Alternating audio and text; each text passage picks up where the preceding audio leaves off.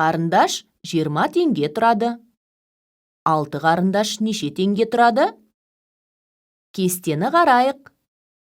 Есептің сұрағына жауап беру үшін 20-дан 6 рет алу керек. Сонда 120 теңге шығады. Жауабы 6 қарындаш 120 теңге тұрады. Ендеше құнын табу үшін бағасын санына көбейту керек. Кері есеп құрастырайық. 6 қарындаш 120 теңге тұрады.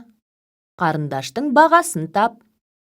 Құны мен саны белгілі болғанда бағасын қалай табамыз? Ол үшін 120-ны 6-ға бөлеміз. 20 шығады.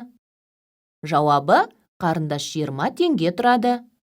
Ендеше бағасын табу үшін құнын санына бөлу керек.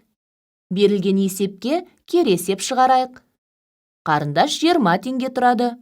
120 теңгеге неше қарындаш сатып алуға болады? Кестеге қарайық.